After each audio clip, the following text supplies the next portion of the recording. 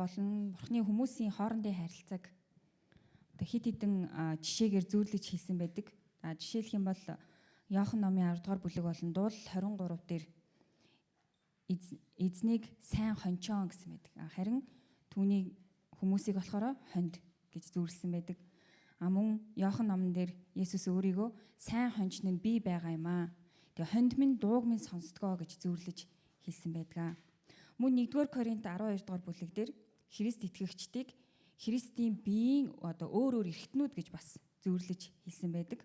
Ром номын 9-р бүлэг дээр мөн баримл болон баримлчнаар зүйрлсэн байдаг. Өөрөөр хэлбэл ишлэл дээр юу гэж хэлсэн байдаг вэ гэхээр баримл нь та яагаад намайг ингэж хийв гэж баримлчинд хэлдэггүй гэх мэтчлэн бурхан болон хүмүүсийн хоорондын одоо харилцааг зөвлөж хэлсэн байдаг бол өнөөдрийн унших хэсэг дээр бурхан хүмүүсийн одоо хоорондын харилцааг усан үзмийн модоор зөвлөж хэлсэн байна.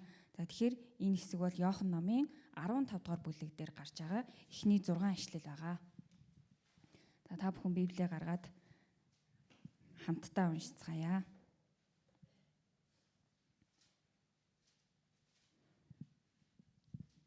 За Иохан номын 15 дугаар бүлэг 1-6 дугаар ишлэл. За хамтдаа уншия. Би бол усан үзмийн жинхэнэ мод. Эцэг минь усан үзэм тариалагч билээ. Миний дотор байгч жимс ургуулдаггүй мөчөр бүрийг тэр авч хайна. Жимс ургуулдаг мөчөр бүрийг их жимстэй болгохын тулд тэр тайрч арчилдаг. Миний та нарт хэлсэн үгээр та нар хэдийн цэвэр болжээ. Миний дотор орших тун. Би ч та нарын дотор оршино. Усан үзмийн модонд холбогдохгүй бол мөчөр өөрөөсөө жимс ургуулж чадахгүй адил та нар миний дотор оршихгүй бол тийм байх болно. Би бол усан үзмийн мод. Та нар мөчрүүд. Хэн миний дотор оршиж би мөн түүний дотор оршино, тэр их жимс гаргана. Учир нь надаас ангид та нар юу ч хийж чадахгүй. Хэн нэг нь миний дотор эс оршвоос мөчөр мэт хаягдаж хухаарна. Хүмүүс тэдгээр мөчрийг түүж галд хайж шатаана. Амен. За энэ сургаалаа айлдж авах яг энэ үйл явдлын өмнөхөн юу болсон бэ гэдгийг эхлээ та бүхэнд хэлж өгье.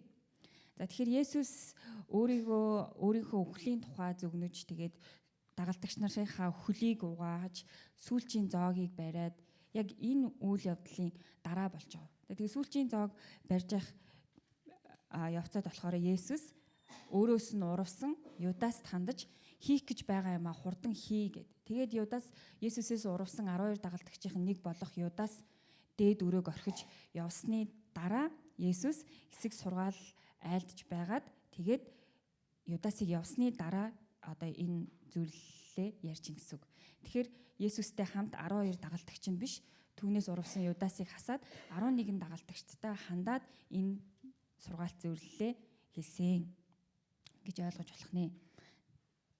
За мөн яг энэ 15 дугаар бүлэг эхлэхийн өмнө 14 дугаар бүлгийн сүүлийн ишлэлдэр Есүс юу гэж хэлсэн бэ гэхээр босцоо эндээс явцгаая гэж байгаа. Тэгэхээр дагалдагч нартай сургаалт зөвлөлөөр дамжуулж одоо сургаал айлдаад мөн ариун сүнсийг амласны дараа за одоо энэ газраасаа босцоо бүгдээрээ явцгаая гэж.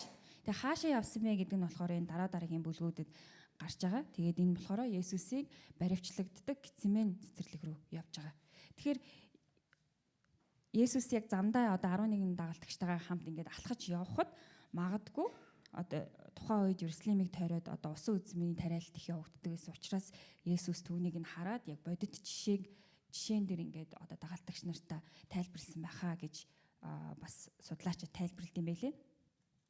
Тэгэхээр одоо яг энэ хэсгийг бүгдээрээ ингээд дахиад ишлэлээр нь хараад унших юм бол би бол усан үзмийн жинхэнэ мод.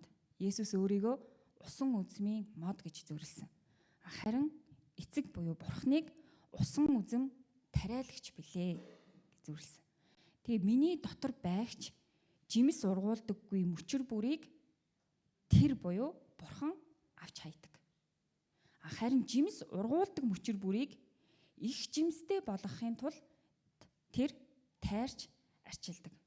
Тэгэхээр та бүхэн мэдээж Монгол одоо усан үзэм тариалдаг учраас усан үзмийн тариалтын талаар бол ойлголт авах байх. Гэтэ ямар нэг байдлаар цэцэрганы мод ч юм уу эсвэл мод за тасалгааны ургамалч гэсэн тарьдаг хүмүүс, ургуулдаг хүмүүс байгаа бах тий. Тэгэхээр илүү сайн ургуулахын тулд заавал тайралт хийдэг. Тийм үү? За тэгээд энийг усан үзмийн модны жишээн дээр бүр яадаг вэ гэхээр ингэдэм байна л да. Одоо ингээд жимс ургуулахгүй байгаа мөчр ингээд байгаад ахаараа ингээд өөрийнхөө доор байгаа мөчрүүдэд ингээд саад болоод нар тусахдаггүй юм байна. Ингээд сүүдрлээд.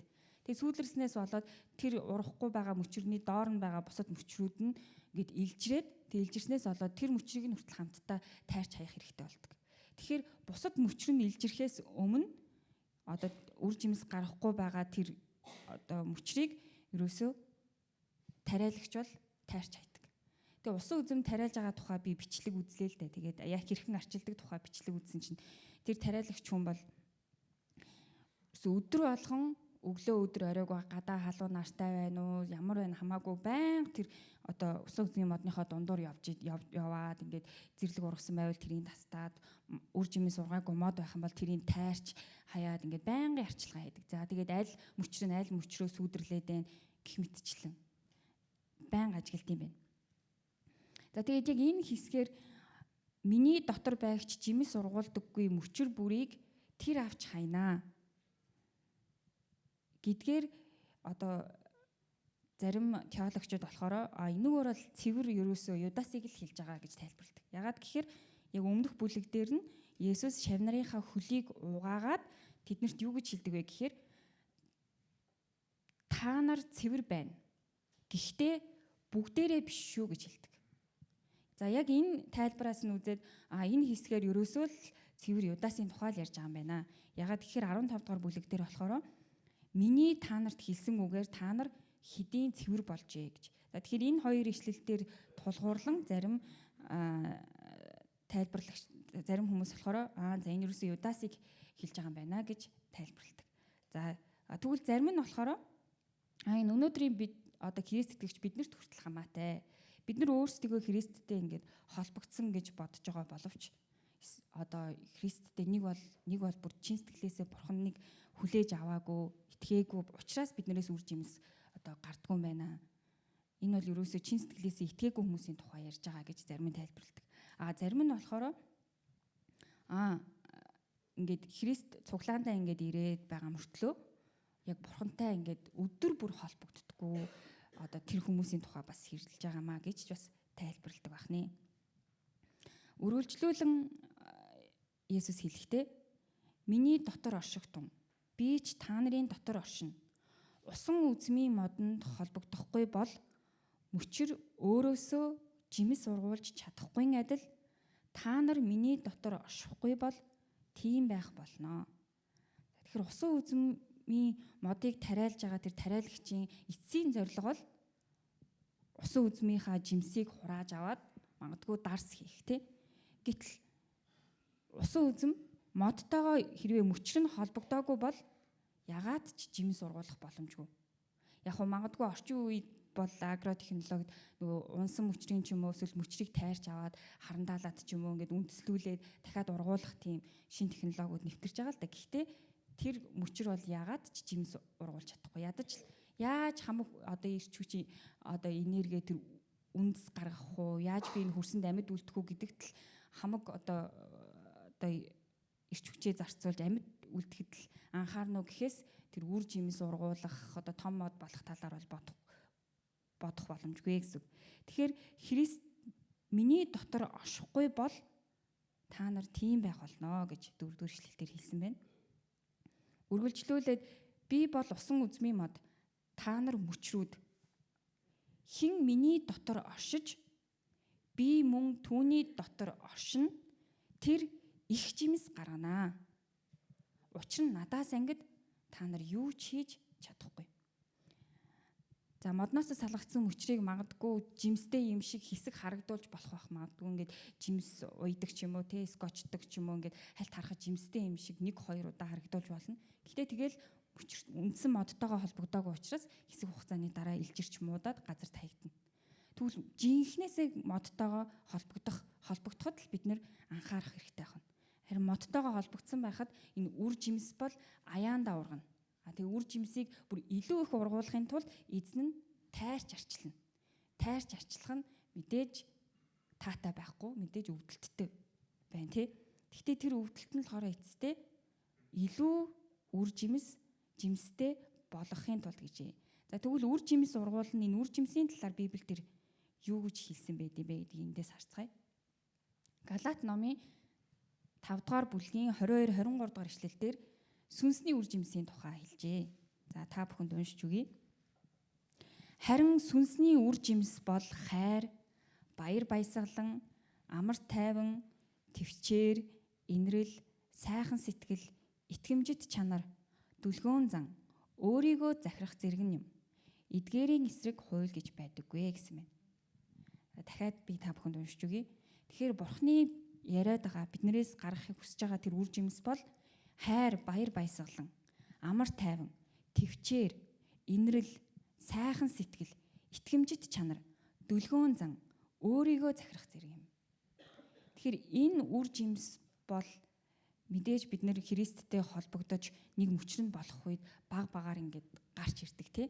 Гэхдээ бас гарч ирэхийн сацуу бидний дотор байгаа болохгүй байгаа тэр зан чанар, хандлага, гин нүглийг Есүс тайрч хайхаас өөр аргагүй. Тэгээд мэдээж тэр одоо бидний нэг хэсэг аль хэдийн болчихсон байсан учраас тайрч хайхад өвдөлттэй хэцүү бэрхшээлтэй байна. Гэхдээ тэр өвдөлтийн дараа саяны хэлсэн үр жимснүүд одоо сая ургах боломжтой болох нэ. Энэ л ерөөсөө усан үзмийн модыг тариаланчийн одоо анханасаа тарьсан тэр зорилго юм байна. Үргэлжлүүлэн одоо хамгийн сүүлийн ишлэл болох 6 дугаар ишлэл дээр хэн нэг нь миний дотор эс оршвоос мөчөр мэт хаягдаж ухаарна. Хүмүүс тэдгээр мөчрийг түүж галд хайж шатаана гэжээ. Үр жимс миний дотор эс оршвоос гэж аахгүй юу? Христтэй холбогдоогүй тэр мөчр бол хаягддсан байна. Хаягдаад ухаардаг. Тэрийг нь мөчрийг түүж галд хаяхгүй болохгүй. Тэрийг бас яагаад түүгээд хаяхгүй болохгүй вэ гэсэн чинь тэр ингээд газар ингээд олноороо овоороод ирэхээрээ шавж цуглуулад илжрээд тэгээд нөгөө модоо дахиад бүр хордуулчт юм байна. Тэгэхээр тэрнээс нь өмнө бушуухан тэр газар унсан мөчрүүдийг түүж хайж шатахаас өөр аргагүй. Ягаад тэгэхээр нэг л тэр өвчин дамжих юм бол тэр модыг бүхлээр нь одоо тайрч хайхаас өөр аргагүй учраас бушуухан тэр мөчрийг нь шатааж хайдаг юм байна. Тэгэхээр эндээс бүгдээрээ өнөөдрийн энэ сургаалт зөвлөлөөс хамгийн түрүүнд бид нэр Есүстэй үнэхээр холбогдох хэрэгтэй юм байна. Нэг удаадаа эсвэл бүтэн сайндаа зөвхөн холбогдох биш. Бүр байнга өдөр бүр Христтэй холбогдоход л хамаг хүчээ зарцуулж хамаг анхаарлаа хандуулах юм байна. Үр жимс бол аяандаа гарах дараагийн асуудал. Мөн үр жимс гарах явцад өвдөлт байна, тайралт явагдана. Магадгүй биднэрт нөгөө нарны туяаг сүйдэрлээд байгаа тэр мөчрүүд эргэн тойрноос маань тайрагдаж одоо алга болно. Гэхдээ тэгсэн ч гэсэндээ эцэст нь зорилго нь Бурхны биднээс гаргахыг хүсэж байгаа тэр үр жимсийг бүр бэлхэм дүүрэн гаргах зорилготой учраас бидэнд тохиолдож байгаа тэр зовлон бэрхшээл, асуудал, бүтлгүүтэл энэ болгоныг хүлээцтэйгээр хүлээж аваад эзэнд магадгүй тэр зүйлийнхаа төлөө талархаад хэсэг хугацааны дараа харахад тэр асуудлыг даван туулсны ачаар хайр, баяр баясгалан, амар тайван, тэвчээр, инрэл, сайхан сэтгэл, итгэмжит чанар, дүлгөөн зан, өөрийгөө захирах зэрэг энэ үр жимснүүд биднээс гарах боломжтой юм байна.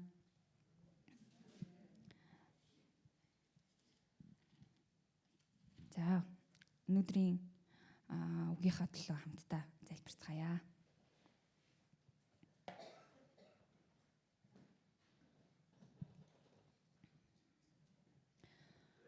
Бурхан аав минь,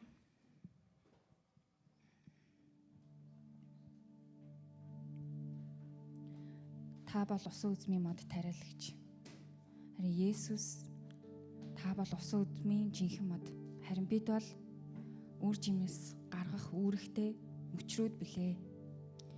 Тэгээ бидний амьдралын бүх талбарууд тантай холбогдож үр жимс бэлхэм дүүрэн байгаасай гэж бид залбирч байна. Бид амьдралынхаа зарим хэсгийг тантай холбосон мөртлөө зарим хэсгийг нь тантай холбохгүй явж байгаа юм биш үү? Хэрвээ тийм бол та бидэнд ухааруулж тэгээ бидний тэр талбарууд дээр та ажиллаж та тэр шаардлагатай тайралтыг хийж өгөөч. Учир нь та ямар тайралт, ямар арчилгаа хэрэгтэй гэдгийг хамгийн сайн мэдэх учраас өвдөлттэй байсан ч та биднийг цэвэрлэж, угааж, бас үр жимс гаргах мөчр болгож өгөөрэй. Бидний хизээж орхидоггүй бас биднийг үргэлж заан чиглүүлж байдаг. Бас уучлж нэгүүлсэж байдаг таны хайранд баярлалаа. Бас бидэнд хизээч бууж өгдөггүй бидний зан чанартай, бидний хандлагатай, бидэнтэй үргэлж ажиллаж байдагт танд баярлалаа.